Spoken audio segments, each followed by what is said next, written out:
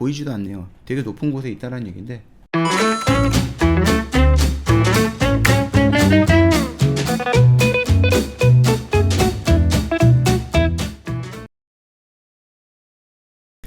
네, 안녕하세요. 허브경제TV 차우영입니다. 오늘 그 통신사 관련된 종목들 좀 볼게요. 리포트가 한번 정리가 돼서 나왔네요. 일단 SK텔레콤 같은 경우는 건조한 실적 성장을 보여줄 것이다 라고 되어 있습니다. 그래서 이제 IoT라고 하잖아요. 사물 인터넷 기반 확대 중이다 라고 되어 있고요. 이게 어디 거냐면은 이게 어디 거죠? 키움증권이네요. 키움증권에서는 조금 이렇게 나왔어요. 좀 볼게요.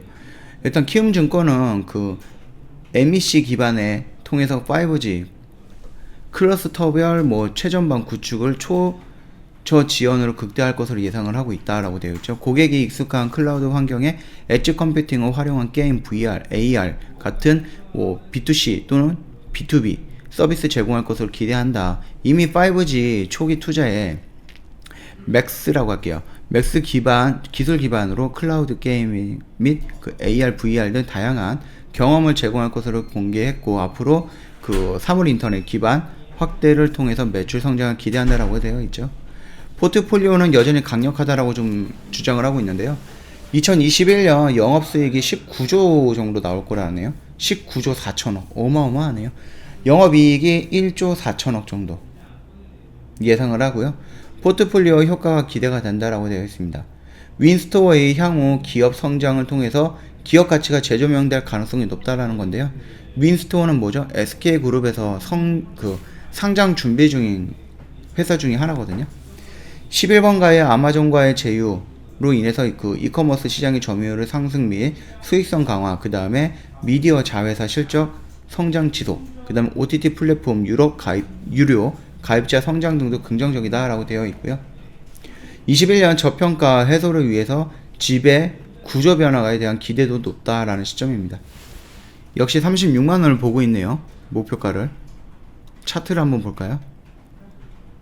36만원이면 보이지도 않네요. 되게 높은 곳에 있다는 얘기인데, 36만원이면 이 라인이거든요. 이 라인. 그러니까 이 몇 년 동안 형성됐던 이 고점 라인을 다 돌파하겠다라는 겁니다. 어마어마한 성장력이죠. 36만원 맞나요? 36만원 맞네요. 자, 그러면은 이 모습이 지금 제가 일전에도 며칠 전인가 어젠가 영상 한번 찍어드렸죠. 지금 지수가 밀리면서 이렇게 음봉으로 밀리긴 했는데요. 얘가 이런 변곡점을 형성하고 있었어요. 그래서 여기서 밀리는 부분에 대해서는 크게 걱정할 필요는 없다라는 겁니다. 리포트도 마찬가지고, 우리가 이런 변곡점 라인에서 지수에 의해서 밀렸다라고 해서 상승할 때 여기에 어느 정도 저항은 받겠죠. 저항은 받겠지만은, 그럼에도 불구하고 얘가 상승할 수 있는 모멘텀을 갖고 있다라고 하면은 이 라인을 돌파하고 다시 여기를 지지 테스트를 하고 다시 올라갈 것이다. 그렇게 좀 보고 있습니다. 지금 개별적으로 보면은 외인 물량은 꾸준하게 계속 들어오고 있거든요. 그렇기 때문에 나쁜 상태는 아니다라고 좀 보고 있는 거고요.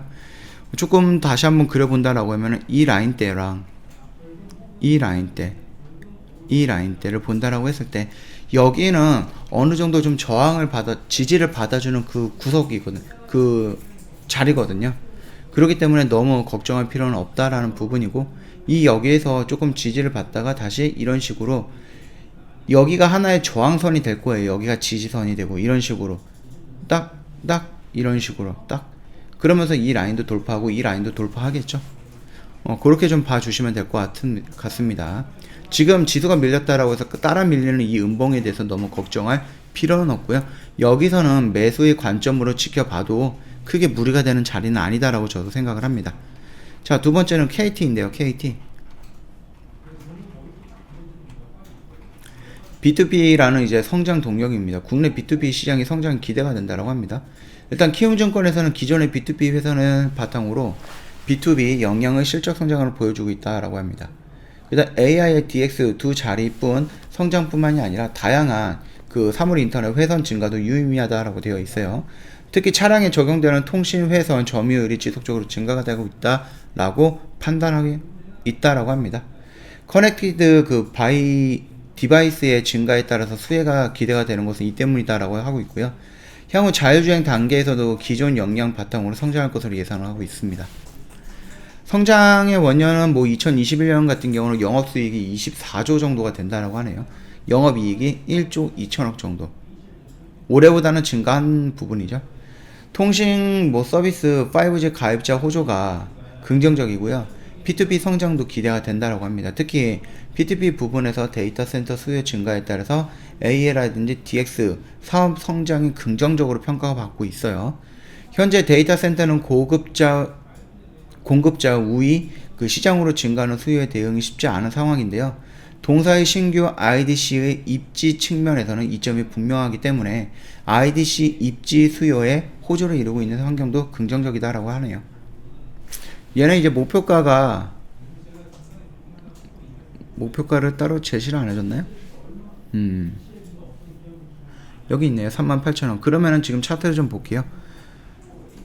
KT 같은 경우는 38,000원이면 얘는 지금 25,000원 라인인데 얘도 그러면 꽤 높은 거예요. 굉장히 높게 설정을 한 거예요. 38,000원이면 이 라인까지 올라가겠다는 거거든요. 이 라인까지.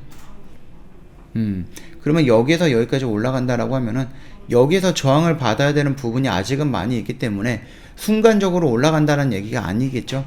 2021년 이 성장이라는 그런 모멘텀을 따라서 여기서 차근차근 이런 식으로 올라가 주겠다는 얘기죠. 1년 동안 이런 식으로 1년 동안 이해가 되시죠?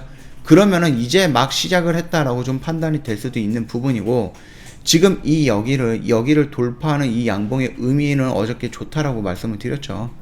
지금 아쉬운 부분이 있다라고 하면 외인 물량이 계속해서 나오는 부분이 아쉽다라고 했는데, 그나마 좀 긍정적이다라고 하면은 우직한 종목들, 우직한 기관들, 어떤 거 연기금과 투신에서 물량이 연속적으로 들어오고 있다.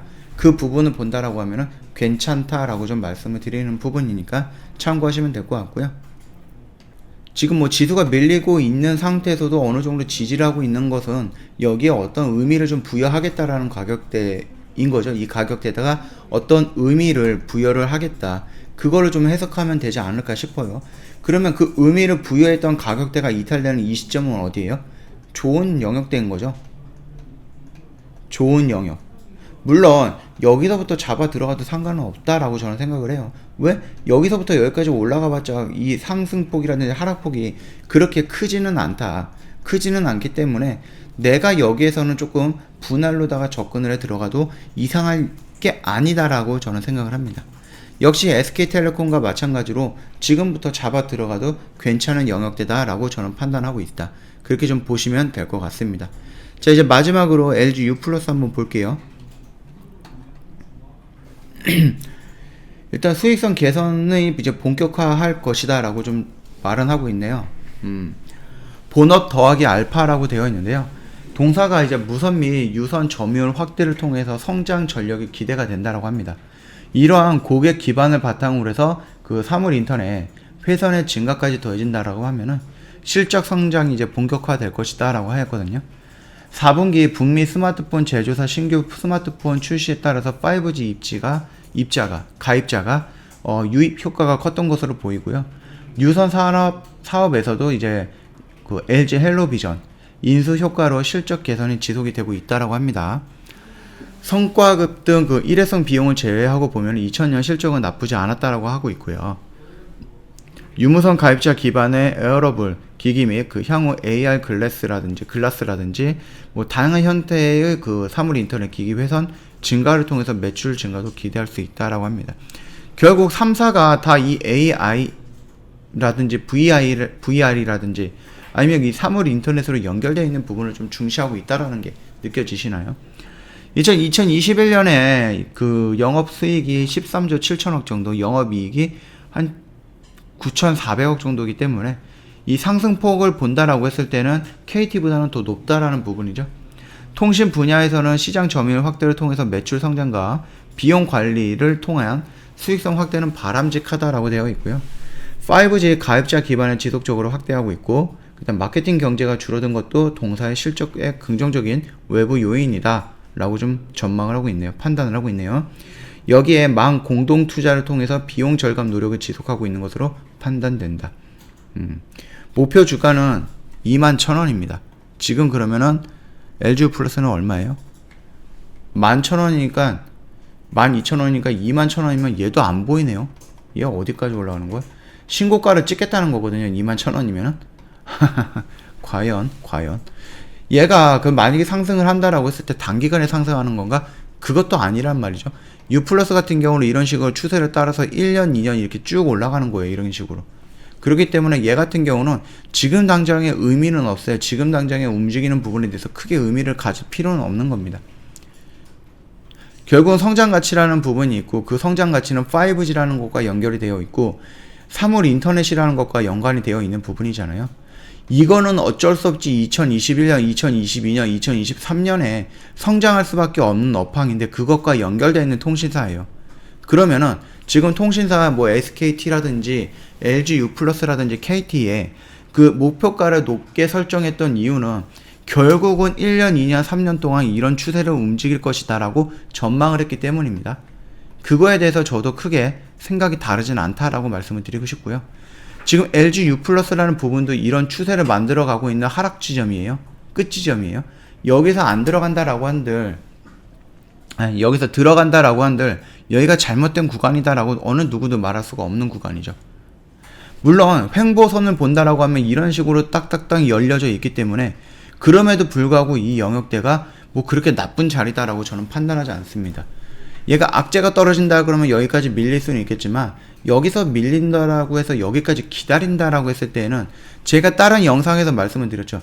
이런 식으로 올라가 있는 상태에서는 우리가 이 영역대에서 기다리면 된다라고 보수적으로 접근하자라고 하는 건데 이제 막 이렇게 시작을 하려고 하는 이 추세의 끝자락이 있다라고 하면은 여기서 들어가도 된다라는 거죠. 여기서 들어가 봐도 된다라는 거죠. 자, 지금 주가의 위치가 어디에 있고 미래 가치가 어떻게 됐는지 이런 부분에 따라서 내가 공격적으로 접근할 것인가 아니면 보수적으로 접근할 것인가 이런 부분에 대해서는 이제 개별적으로 판단을 해야 되는 부분이니까 참고하시면 될 것 같습니다. 자, 오늘은 이 통신사 3개에 대해서 리포트가 나왔기 때문에 그 부분 뭐 읽어드리면서 간단하게 차트 정도만 좀 정리했습니다. 영상 도움이 됐다 그러면 구독과 좋아요 한번 눌러주시고요. 저 허브경제TV 홈페이지 놀러 오시면 카톡 친구 추가하는 방법 이렇게 딱 세팅이 되어 있잖아요. 다른 거 하지 마시고요. 아이디 추가 클릭을 한 다음에 그 HBTV 1004로 입력을 해주시면 되거든요. 혹시라도 뭐 저희 이름이라든지 대표님 이름이라든지 아니면은 그냥 허브경제TV 이런 이름으로 입력을 하셨다라고 했을 때 연결되는 그런 채널이 있다라고 하면은 혹시 상담받다가 이상한 낌새가 있으면 확인 한번 해주세요.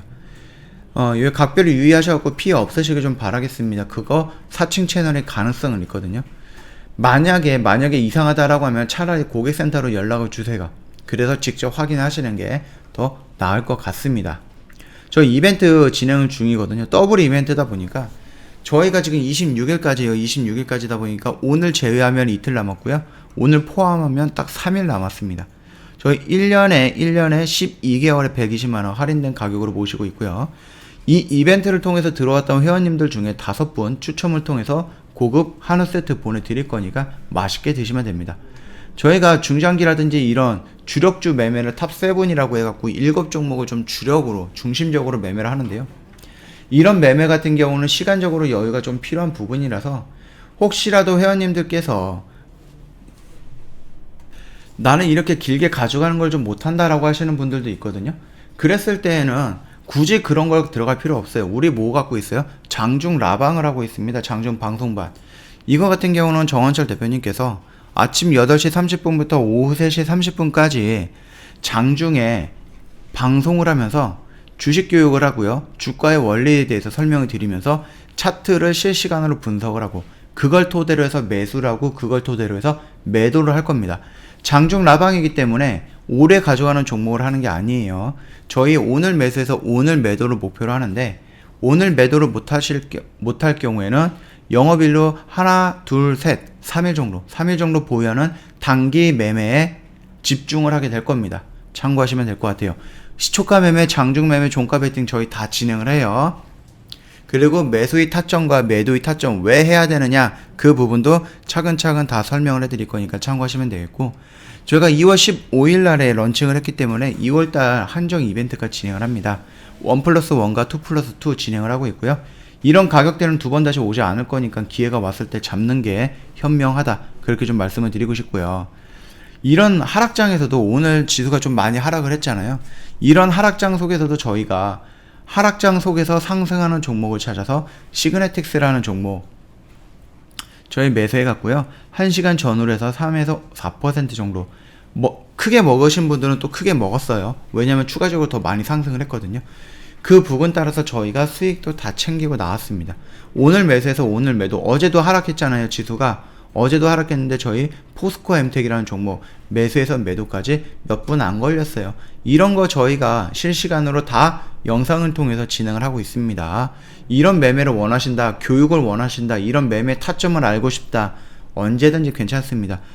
카카오톡 친구 추가하시고 장중 라방이 궁금합니다 라고 올려주시면은 저희가 다 상담해 드릴 거니까 많은 이용 부탁드리겠습니다. 자, 리포트가 조금 있어서 읽다 보니까 좀 길어졌는데요. 오늘 여기서 좀 마치도록 하겠습니다.